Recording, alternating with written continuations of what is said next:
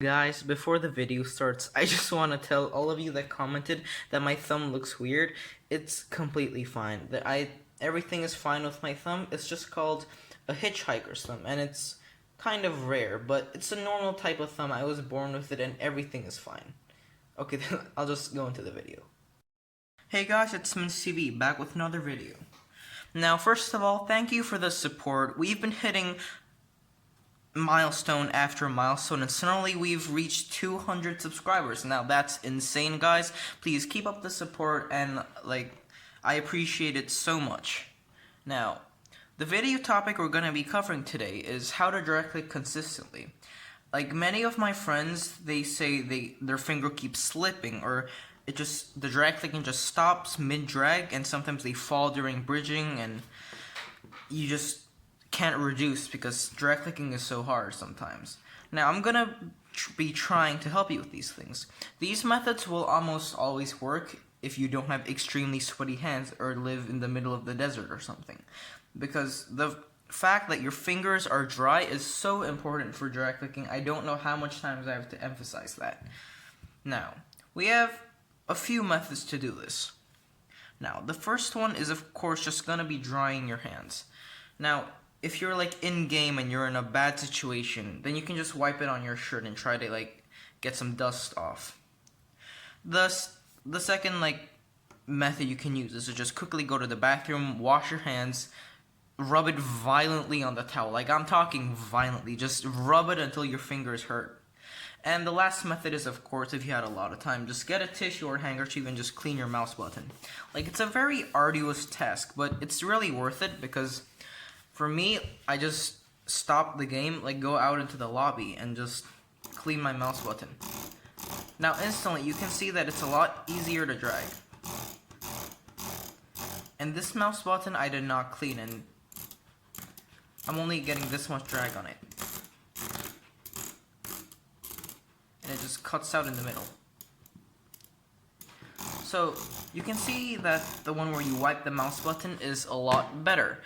But if you do this and your hands just instantly sweat out and they're slippery again, well, all I can say is probably lower your room temperature, because room temperature is also quite important. In one of Intel Edit's videos, he also mentions that room temperature is important, and yes, I can confirm that. I live in a very hot area for now, and it's just sometimes very hot, and my fingers are just so slippery I cannot drag click at all.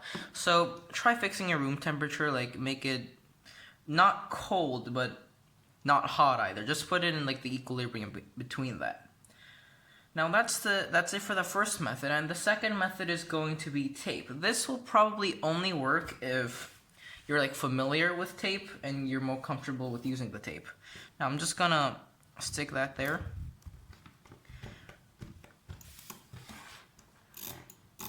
Now, personally, I'm not that good with tape, but if you see the comparison,